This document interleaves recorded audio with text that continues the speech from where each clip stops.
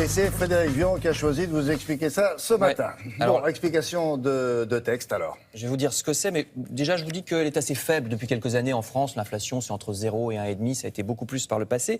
Une fois que je vous ai dit ça, c'est vrai que c'est une notion qu'on a tendance à envoyer dans la figure sans expliquer ce que c'est. Alors vous allez voir qu'il y a des subtilités. Je commence par la définition de base. L'inflation, qu'est-ce que c'est quand vous êtes en train de faire les courses? C'est l'augmentation des prix d'une année sur l'autre, ou déflation si jamais ça baisse, ce qui est assez rare, ça peut arriver. Oui, on n'a pas noté. Voilà, ça, non, mais en ce moment, c'est plutôt inflation.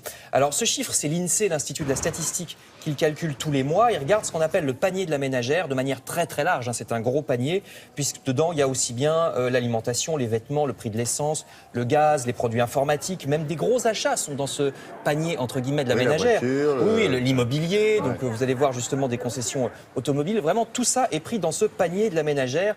Panier entre guillemets. Et quand je vous disais que la plupart du temps ça augmente, eh bien je vais vous montrer un graphique réalisé précisément par l'INSEE. Le voici. Vous voyez, c'est l'inflation depuis l'an 2000. Alors vous voyez qu'en l'an 2000 c'était à peine au-dessus de 100 et aujourd'hui on est aux environs de 130. Traduction, ça veut dire que le panier de la ménagère qui coûtait 100 € à l'époque coûte désormais 130. Ce panier de la ménagère, avec la même chose panier, dedans. Virtuel. Oui, imaginaire. Virtuel. Qui a choisi, on a choisi un certain nombre. D'ailleurs, il faudrait savoir combien dans le panier il y a de produits dans le panier. Alors, tout le problème est que justement, il y a des produits qui n'existaient pas en 2000, par exemple les smartphones, et que maintenant on est obligé d'intégrer dans ce panier. Oui. Donc ce panier est évolutif. Donc ça permet quand même d'avoir une idée. Enfin, il est symptomatique de chaque époque. Voilà, donc, exactement.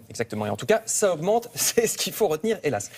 Alors la grande question, quand on a dit ça, c'est est-ce que les salaires augmentent aussi vite que l'inflation? C'est-à-dire que le salaire 100 de l'an 2000, est-ce qu'il est à 130 aujourd'hui? Parce que si le salaire augmente plus vite que l'inflation, tout va bien. S'il augmente comme l'inflation ou moins, tout va beaucoup plus mal. Et en fait, ça dépend des périodes. Il y a des périodes fastes et des périodes néfastes. Par exemple, pendant la guerre, c'est des périodes néfastes parce que les prix explosent et puis les salaires ne bougent pas. Période faste, les 30 Glorieuses, ça vous rappelle quelque chose? Regardez le général de Gaulle. Qu'est-ce qu'il dit le général de Gaulle dans cette allocution? Il annonce qu'il va encore augmenter le SMIC parce que dans les années 60, ça va très très bien. Les prix augmentent, c'est vrai, mais les revenus augmentent encore plus vite. Figurez-vous qu'il y a des années où on gagne 10% de pouvoir d'achat. C'est-à-dire que l'augmentation des salaires est à 10 points au-dessus de l'augmentation des prix. Alors, les gens qu'on voit dans ces reportages-là, ils se plaignent. Ils trouvent que les prix augmentent. Oui, non, ils sont français. Ils sont pas contents. Voilà, ils sont français, ils se plaignent. Mais ils se rendent pas compte qu'à l'époque, c'est vrai, les prix augmentent, mais les salaires augmentent beaucoup plus vite. Je vous disais, il y a une différence de 10%, 10 points au-dessus. Les salaires augmentent plus vite que l'inflation à l'époque. Hélas, ça ne va pas durer puisque les 30 Glorieuses se terminent par le choc pétrolier. On est dans les années 70, c'est aussi le début de la mondialisation. Et là, tout va beaucoup plus mal. C'est le moment où l'inflation va rester très forte, mais où les salaires ne vont plus suivre. Même en 83, on va en arriver à ce qu'on appelle la fin de l'échelle mobile des salaires. Oula.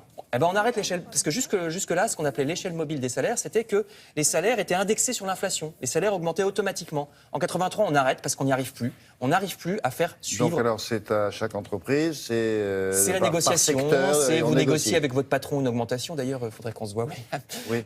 Après l'émission. Vous voyez ça avec l'inflation. Et vous, c'est tous les mois, alors vous les négociez. Voilà, exactement, tous les mois.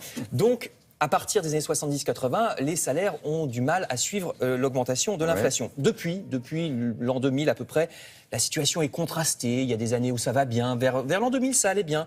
Et puis, ça s'est gâté en 2008 ou en 2012, par exemple. C'était le contraire. Les salaires étaient largement distancés par l'inflation. Donc, 2008 et 2012 étaient des mauvaises années. Cette dernière année, la 2015, ça redevient bien. Ça réaugmente un petit peu. On est à un petit 2% de pouvoir d'achat. C'est-à-dire que, voilà, on est repassé au-dessus de l'inflation. Chaque année, la courbe que vous nous avez montrée, qui est assez expliquée. Tous les mois.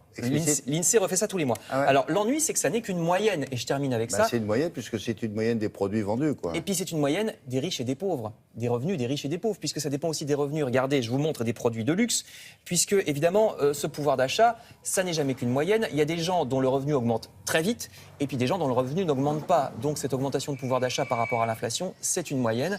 Je ne vous apprends pas que les richesses ont tendance à se concentrer entre les mains de quelques-uns, de plus en plus. Donc, voilà, l'inflation, c'est un chiffre qui veut pas dire grand-chose en lui-même. Là, c'est vraiment un petit club. Hein, oui, ce sont des très, très, très riches. Quand j'aurais eu mon augmentation. Oui, voilà. Non. Pensez aux petits trucs en caoutchouc avec des rames. D'accord. Tout ça pour dire que l'inflation, il faut regarder par rapport aux revenus, c'est ça qui est important. Merci.